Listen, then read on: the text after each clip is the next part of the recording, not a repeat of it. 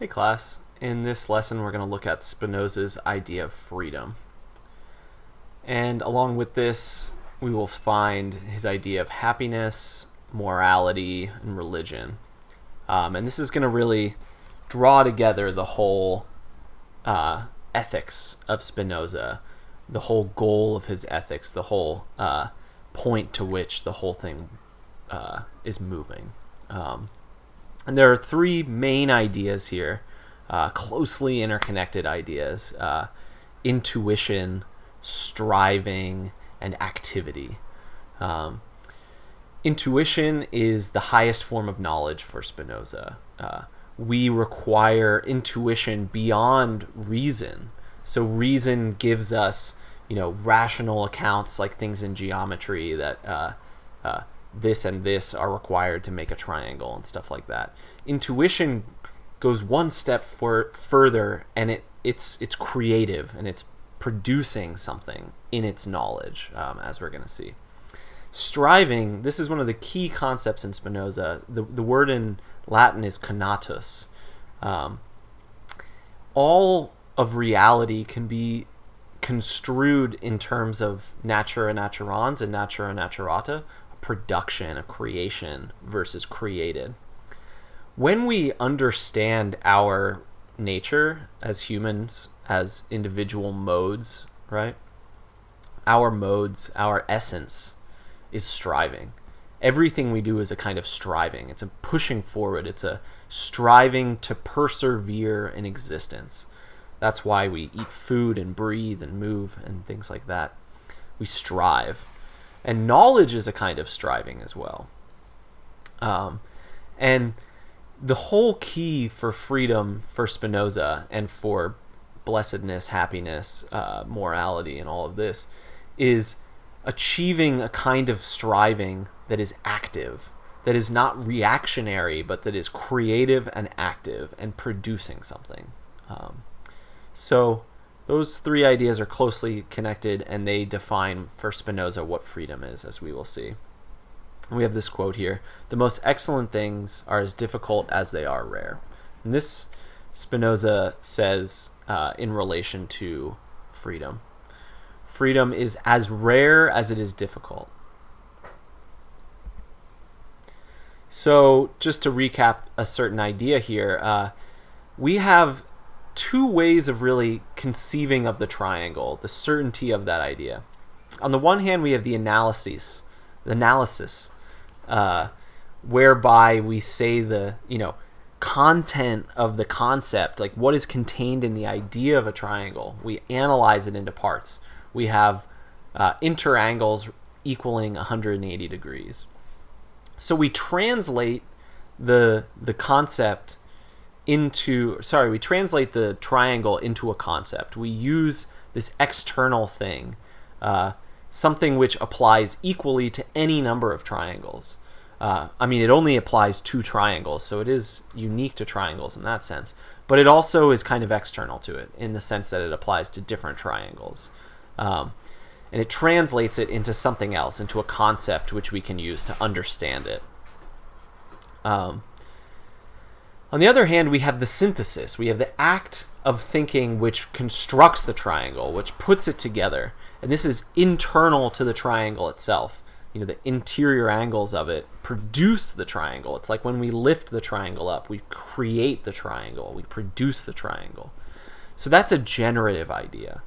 And the adequate knowledge is not going to be satisfactory to have just an external, just to be able to draw the triangle. We're going to have to be able to create it, and we're going to have to know what the principle is which creates the thing.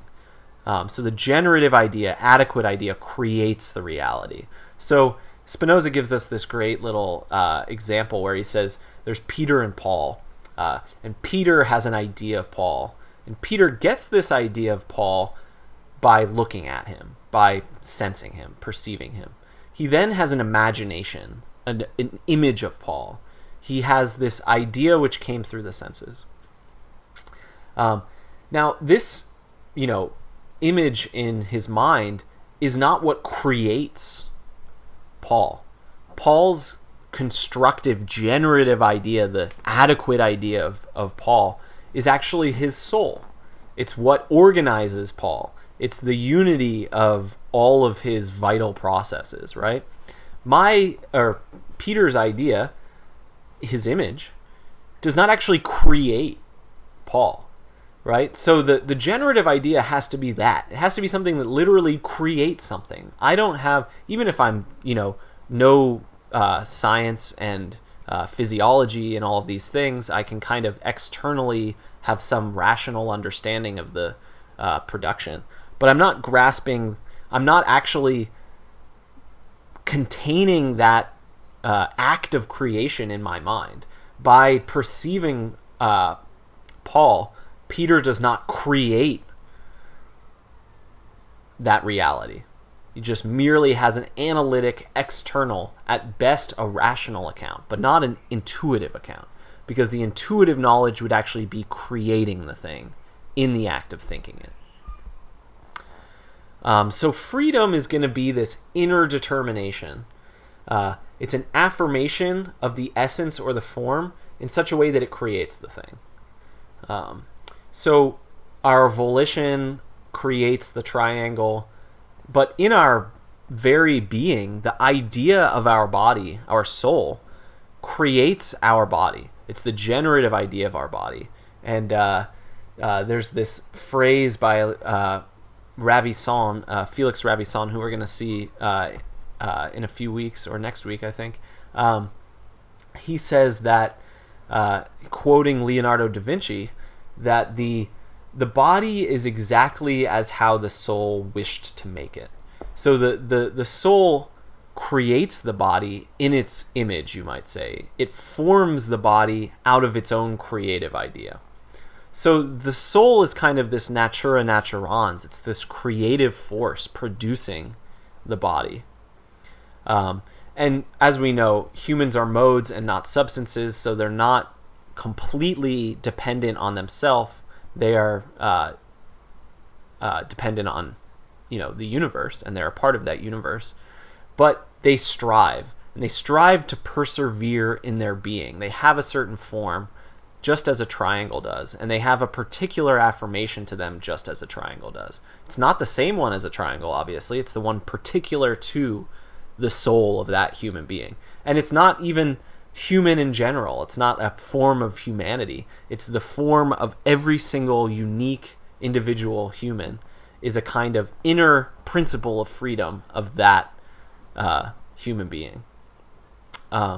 So we can view the movements as an absolute reality, as an indivisible expression of that inner principle.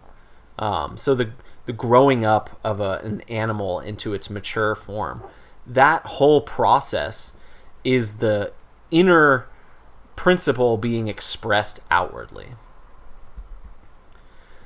Okay, so pushing all that to one side, the intuitive knowledge, freedom, and all of that we're trying to work towards for Spinoza. On the other side, we have habit, imagination, the dispositions of the brain, sensation. All of this, it has a certain value to it. It has a certain grasp of knowledge to it, but it's not generative ideas. It's not intuition. It's not rational. So what is it? Sensations are movements received from external bodies. Sensations transmit through the body. They transmit these movements through the body by means of the nervous system. So all of my senses are being bombarded with certain movements, whether it's light, heat, wind, all of these things, touch. They're coming into the body and they're being transmitted through the body by means of the nervous system. And these motions involve the things which produce these motions. So I see a tree. I'm not just producing in my imagination something false. I'm being imparted by that reality. I'm receiving some of its reality in my sensation. So I'm actually outside of myself in that sense, because I coincide with the tree over there that I see, by it moving me. So by some small measure, sensation gives us immediately the reality of things outside of our body. But we're wrong to think that we're just given them purely so that I have the tree itself, right? I don't have Peter.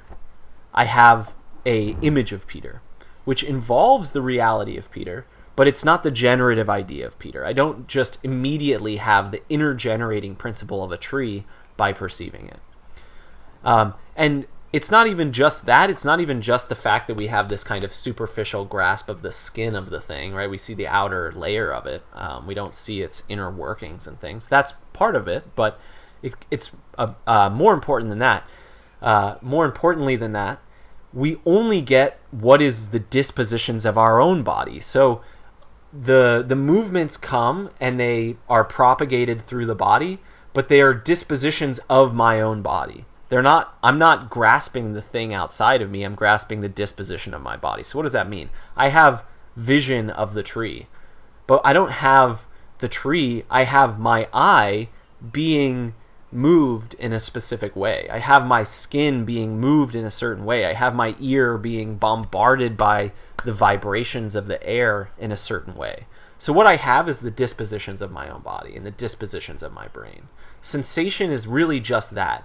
We're aware that our body is being shifted around, that our body is being mutated by the movements propagated through it from outside. So imagination is nothing but the reverberation of these dispositions. We're affected by sensation. Our body changes in certain ways.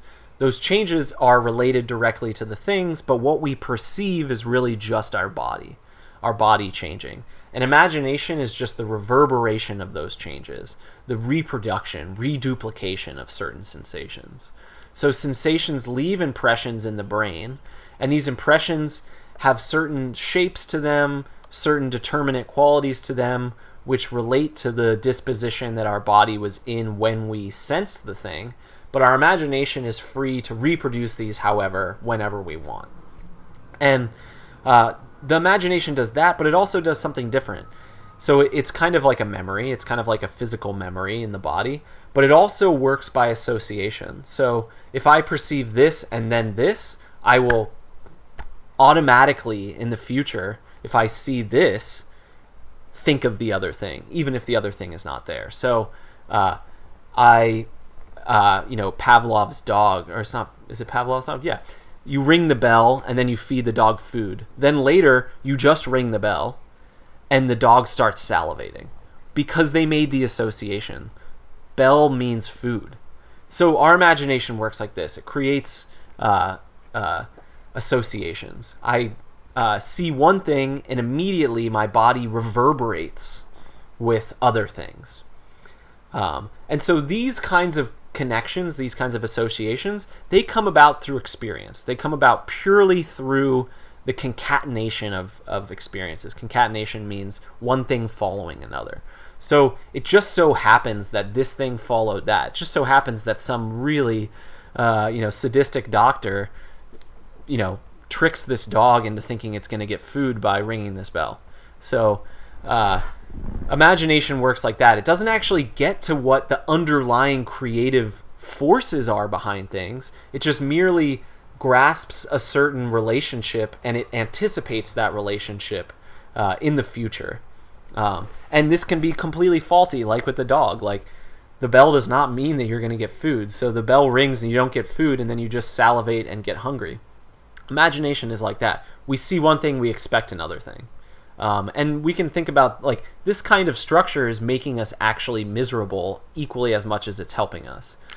Just like the dog becomes miserable. We might think, oh, I'm going to go to a party on Friday night. That's going to make me happy, because we associated these things. Not because we know that there's an essential link there, but just because that has happened in the past. Now, we've gone to parties probably too, and it's been awful, and we've ended up at the end of the night sad or something. Anything can happen there.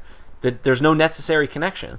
So we think the one thing, and then we think that the other thing is going to follow by necessity. This is what leads to our bondage, Spinoza says. It also is necessary for getting around in the world. No doubt. We have to use our imagination, and this is how we become educated to interacting in the world. But it also leads to our bondage and our suffering and our sadness and our need for revenge and all of our immoral tendencies.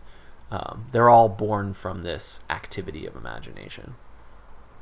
So while it's useful in organizing our actions, it does not give us any knowledge of the causes of things. It doesn't give us that kind of generative idea behind the things. So we talked about this word conatus, striving. Spinoza says that is our essence. Our essence is striving. Every single living thing strives. Even like a rock falling is striving towards the ground. It's anything that persists in a certain way of being, and strives to persevere in its being. It's a kind of momentum behind its movement. Spinoza says that this is the actual essence of the human being.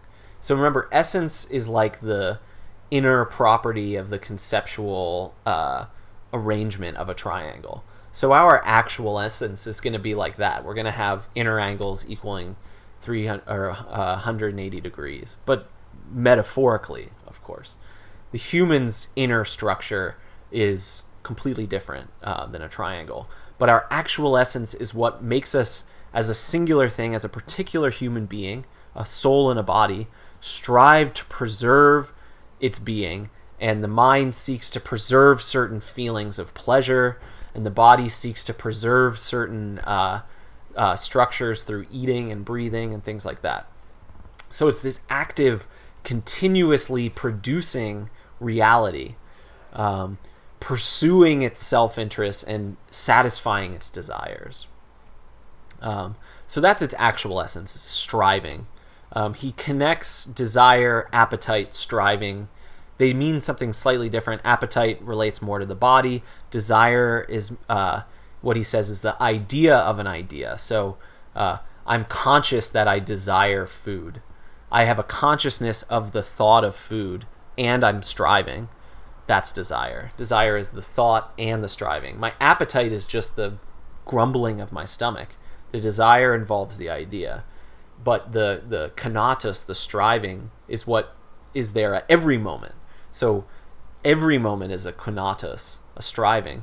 But then appetite relates to certain foods for the body, and desire to certain objects that the mind desires. But they're all connected in the idea of striving. Affect is the other important idea here. And affect is pleasure and pain, joy and sadness. Affects are defined by Spinoza as a change in the body's power of acting. So if a cause and an effect, if the effect is a kind of result of a change, it's a state in which something comes to. An affect is not like an effect. An affect is a change in the body's power of acting. It is the increase or a decrease in its power of acting. So when we feel pleasure, our body is actually increasing its ability to act. This is what Spinoza thinks. But then he divides affects into two kinds. He says that there are active affects, and all active affects are produced when we are the cause of that affect. And then there are passive affects, which we are not the cause of. So we have a passive sense of pleasure when we eat food. We are passive because we're not in charge of that. We are not the cause of that. The food is the cause of that.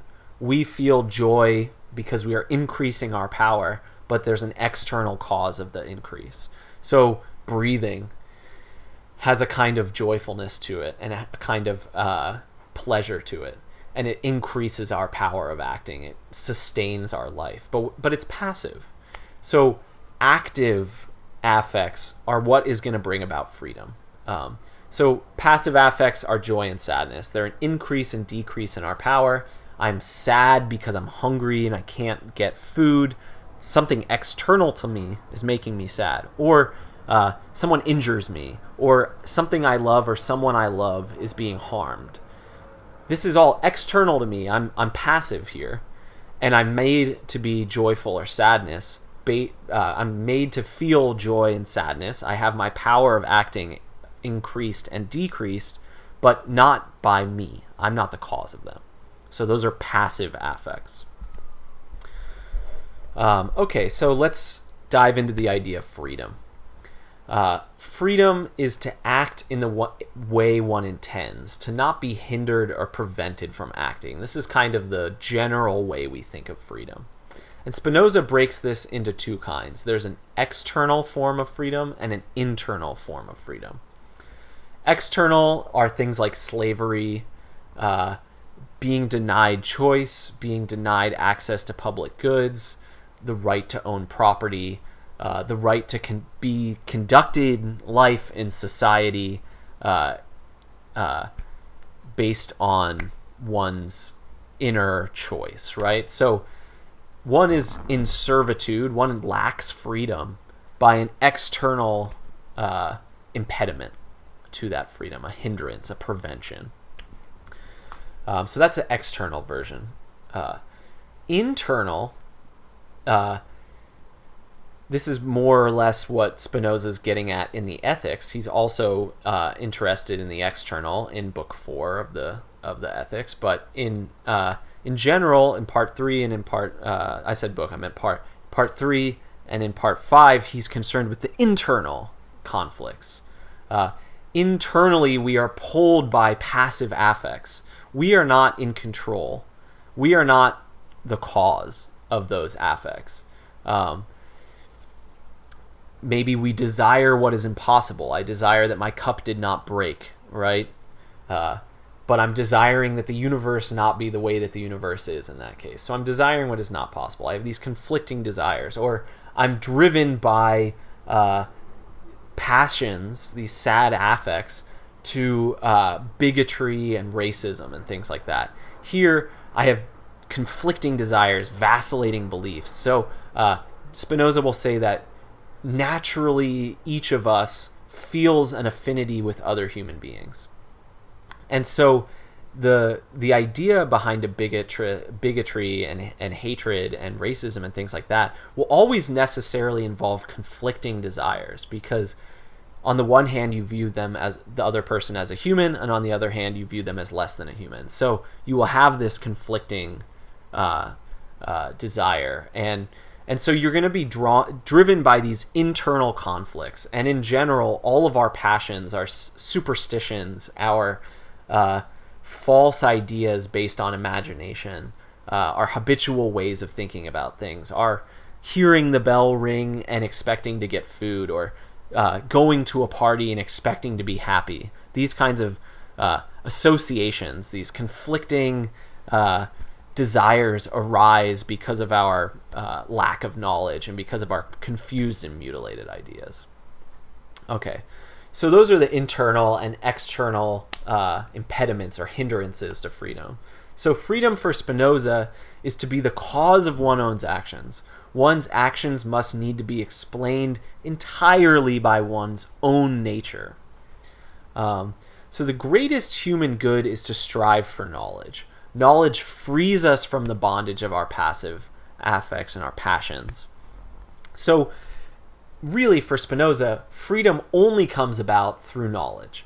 We come to know what is good for humans, what will achieve happiness, what is the right way to interact with other human beings through knowledge, through learning, and through philosophical pursuit. And it's only through that freedom can come about. I have two quotes here I want to give. One is from Part 3 on the affects. He says that hate is increased by being returned and can be destroyed by love. And he says, that's proposition 43. And further, hate completely conquered by love passes into love, and the love is therefore greater than if the hate had not preceded it. So his attempt is to get us into a place where, instead of being immediately thrust into hatred and vengeance and these things by the choices of other people. So someone does something and it makes us angry. Instead of hating that person, what reason teaches us and what knowledge teaches us is a higher purpose behind our actions, in which we are able to break free from this bondage of being pushed around by a desire for vengeance and to harm other people.